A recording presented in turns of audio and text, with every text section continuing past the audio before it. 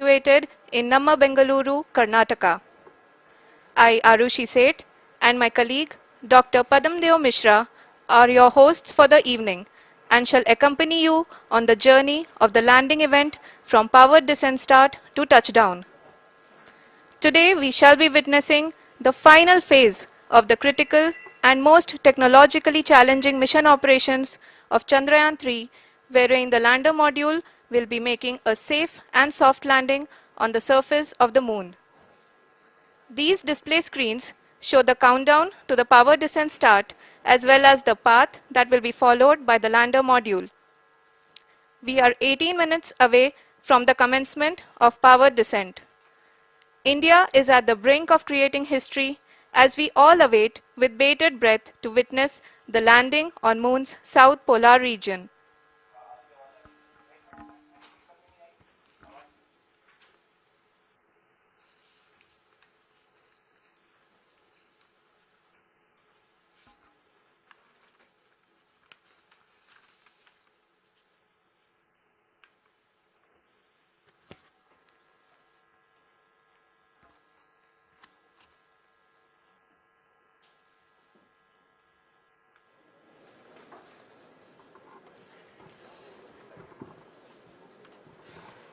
इसरो का पहला moon mission Chandrayaan 1 अक्टूबर 2008 में पीएसएलवी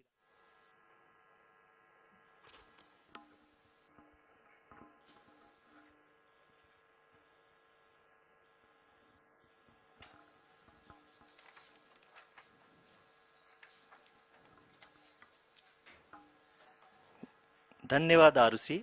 अगर मैं सही मायने में कहूं तो अंतरिक्ष का कोई भी मिशन हो और चाहे किसी भी देश के द्वारा संचालित किया जा रहा हो, इसरो मिशन की निश्चितता और अनिश्चितता के बीच बहुत ही महीन अंतर होता है, जिससे कि एक मिशन सफल या असफल होता है। लेकिन ना हम थके ना हम हारे। हमने पिछली कमियों को सुधारते हुए आज पूरी तरह से आश्वस्त किया है कि लैंडर मॉड्यूल निश्चित तौर पे चंद्रमा के सतह पर सेफ और सॉफ्ट लैंडिंग करेगा। सभी दर्शकों के जानकारी के लिए अब हम इसरो के अब तक के सभी लूनर मिशंस को संक्षिप्त विवरण प्रस्तुत करेंगे। जी हाँ, इसरो का पहला मून मिशन चंद्रयान 1 अक्टूबर 2008 में पीएसएलवी रॉकेट के द्वारा सफलतापूर्वक प्रक्षेपित किया गया था।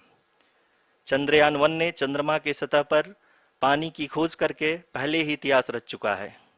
यही कारण है कि आजकल विश्व के तमाम अंतरिक्ष वैज्ञानिक और स्पेस एजेंसियां चंद्रमा को और करीब से जानने के लिए उत्सुक दिख रही हैं। अगर हम बात करें चंद्रयान 2 की, जो इसरो का दूसरा मिशन है, जुलाई 2019 में इसरो के सबसे ताकतवर रॉकेट LVM-3 द्वारा सफलतापूर्वक प्रक्षेपित किया गया था और आज भी लगभग 4 साल बाद यह चंद्रमा के 100 किलोमीटर के सर्कुलर ऑर्बिट में घूमते हुए बहुत ही उत्तम क्वालिटी का डेटा प्रदान कर रहा है। मिशन के प्रारंभ में इसकी आयु 1 साल निर्धारित की गई थी, परंतु LVM-3 द्वारा बहुत ही सटीक इंजेक्शन और मिशन मैनेजमेंट की वजह से चंद्रयान 2 काफी लंबे समय तक कार्यरत रहेगा। अब तक चंद्रयान 2 चंद्रमा के लगभग सभी भागों का चित्र ले चुका है। इसका एक बहुत ही महत्वपूर्ण पेलोड OHRC यानी कि ऑर्बिटर हाई रेजोल्यूशन कैमरा विश्व का सबसे बेहतरीन कैमरा है, जो कि चंद्रमा के सतह का लगातार पिक्चर भेज रहा है। अब मैं आरुषि जी से निवेदन करूंगा कि वो आप लोगों को इसरो के वर्तमान मिशन चंद्रयान 3 के बारे में बताएं। अभी आपने मिश्रा जी के द्वारा सुना इसरो के अब तक के लूनार मिशंस का विवरण। अब चलते हैं towards Chandrayaan 3, the follow-up mission of Chandrayaan 2, which has been designed to accomplish our mission goals. The primary objective of Chandrayaan 3 mission is the demonstration of safe and soft landing on the lunar surface. This demonstration is a critical aspect for ISRO's future interplanetary missions. In addition to this, the mission objectives also include demonstration of roving capability and conduction of in situ scientific experiments on Moon's surface. Carried on the shoulders of India's heaviest rocket LVM-3 on the 14th of July, Chandrayaan-3 was placed in the precise elliptic parking orbit of size 170 by 36,500 kilometers. ISRO, in its mission plan of following the incremental trajectory approach, carried a total of 5 earthbound maneuvers. The fifth apogee raising maneuver, which took place on the 25th of July, placed the spacecraft in an orbit of 250 by 1,27,000 kilometers. At the early hours of 1st August, the translunar injection was carried out, after which the composite module began the final leg of its long journey of nearly 3,84,000 kilometers for its rendezvous with the Moon. The TLI was a key step in the mission, enabling the spacecraft to escape Earth's gravitational pull and travel to the Moon. An orbit of 288 by 3,69,328 kilometers was achieved at the end of the translunar injection. जी हाँ, translunar injection किसी भी interplanetary mission के लिए बहुत ही आवश्यक परंतु कठिन operation होता है। इस सफल मैन्यूवर के बाद चंद्रयान-3 पृथ्वी से दूर निकलकर चंद्रमा के प्रभाव क्षेत्र में एक हाइपरबोलिक ट्रैजेक्टरी के द्वारा पहुंचाया गया। पुनः 5 अगस्त 2023 को लूनर ऑर्बिट इंसर्शन के द्वारा चंद्रयान-3 को 160 किलोमीटर के पेरीलून और 18,000 किलोमीटर के अपोलून के साथ चंद्रमा के इलिप्टिकल ऑर्बिट में स्थापित कर दिया गया। टीएलआई के तरह एलओआई भी एक बहुत जटिल ऑपरेशन होता है।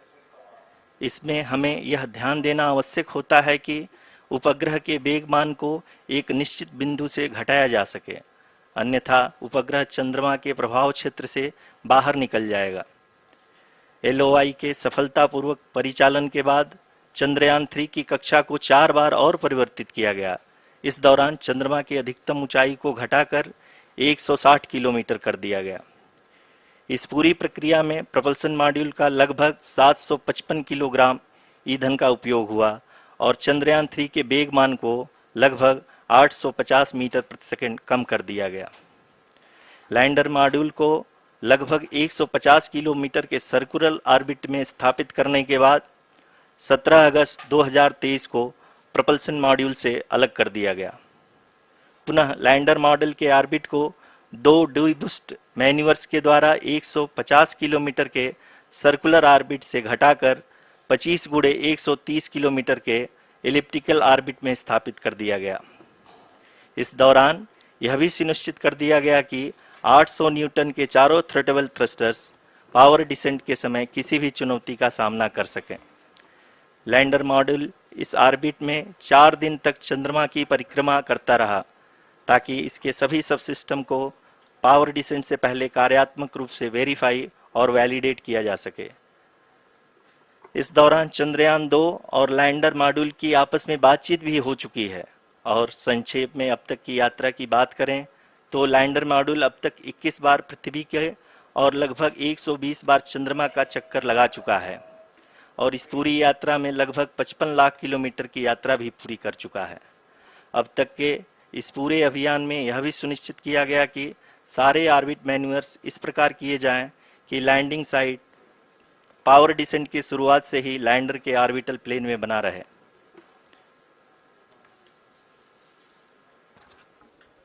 Make it further That is true complicated. indeed.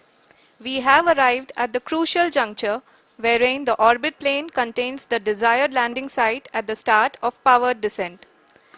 We are also happy to announce that live images from the Chandrayaan-3 lander imager camera is being received continuously. The demonstration of soft landing on the moon's surface is no ordinary feat due to the innumerable challenges and complexities involved. The lander velocity has to be killed from nearly 6,048 kilometers per hour without any aid from the thin and tenuous moon's atmosphere. The lunar dust at the time of landing and the craters and boulders scattered over the moon's surface make it further complicated to achieve this. The new and improved Chandrayaan-3 design has been built after envisaging all the scenarios which the lander module can encounter. With several software improvements, provision for full-level redundancies, a plethora of special tests, namely the integrated hot test, integrated cold test, and lander leg drop tests were carried out for the lander module. The success of these tests has provided great confidence in the performance of all the onboard sensors, propulsion system, and associated guidance, control, and navigation algorithms. The key findings during the tests have enabled to improve the overall system performance. The largely unexplored south pole of the moon has been chosen as the intended landing site since there is a possibility of finding ice and other minerals which would be vital resources for future explorers. Apart from continuing investigations pioneered by Chandrayaan-1 and Chandrayaan-2, the Chandrayaan-3 mission will also provide invaluable data to the science community around the world. Let us give our viewers a glimpse on the configuration of Chandrayaan-3 mission.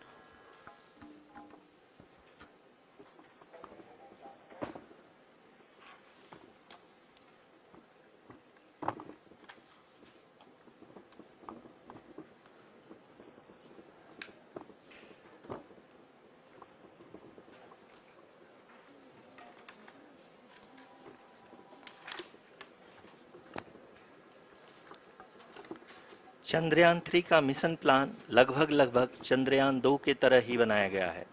यहाँ यह भी सुनिश्चित किया गया है कि चंद्रयान 3 को rocket से अलग होने से लेकर के चंद्रमा के निकटतम कक्षा में स्थापित होने तक सारी गतिविधियां चंद्रयान 2 के तरह ही हों।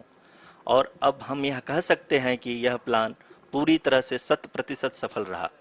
हालांकि लैंडर मॉड्यूल के सेंसर्स और प्रोपल्शन सिस्टम को इस तरह से मजबूत किया गया है कि लैंडर पावर डिसेंट के समय किसी भी आपदा से बाहर आकर के मिशन के मुख्य उद्देश्य को पूरा कर सके।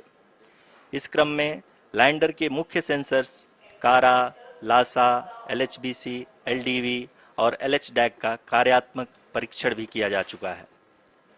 LDV जो कि पूर्णतः स्वदेशी तकनीकी से बनाया गया एक नया सेंसर है, इसका मुख्य कार्य लैंडर के वेलोसिटी को तीनों अक्षों में कंप्यूट करना है। पावर डिसेंट के दौरान लैंडर के सटीक पोजीशन और वेलोसिटी का ज्ञान होना बहुत ही आवश्यक है। लिराप यानी laser inertial referencing and accelerometer package इस कार्य को पावर डिसेंट के दौरान बखूबी निभाएगा।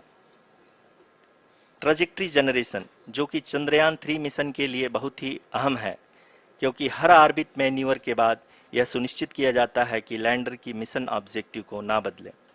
इस क्रम में मैं यह भी आपको बता दूं कि ऑर्बिट डिटर्मिनेशन जो कि उपग्रह के पोजीशन और वेलोसिटी को बहुत ही एक्यूरेटली बताता है, एक बहुत ही कठिन और जटिल कंप्यूटेशन और एस्टिमेशन होता है। यहाँ यह भी जानना महत्वपूर्ण है कि चंद्रयान 2 का OHRC पेलोड अब तक काफ़ी ऊंचे स्तर का डैम प्रदान किया है, जिसके फलस्वरूप लैंडिंग साइट के सीमा को बढ़ाकर 4 × 2.4 किलोमीटर कर दिया गया है, जो कि पावर डिसेंट के दौरान सॉफ्ट लैंडिंग कराने में काफ़ी सहायक सिद्ध होगा। Apart from the sensors, Chandrayaan-3 is equipped with a suite of sophisticated payload instruments. While Chandrayaan-1 and Chandrayaan-2 orbiter have provided abundant remote sensing data of Moon, equally important are the on-site localized measurements that provide ground truths. Lander and rover have payloads which are completely new and will perform in situ analysis of lunar surface. The two spectroscopes on rover, APXS and LIBS, will actively measure the surface elemental abundances at the landing location and surrounding area. The lander carries a seismometer ILSA that can sense impact events and lunar quakes. The thermal probe CHAST will measure the temperature profile and thermal conductivity of Moon's regolith. The Rambha payload will carry out lunar ionosphere studies, while the laser retroreflector array shall be a passive location indicator for future spacecraft equipped with laser altimeter. The propulsion module has not been left behind, and an experimental shape payload has been added to it as a value addition. It will help in understanding the nature and characteristics of water-rich planets and will also aid in the future study of potentially habitable exoplanets. We are minutes away from the start of powered descent. The entire powered descent shall be carried out by the onboard autonomous landing sequencer or ALS, which is a series of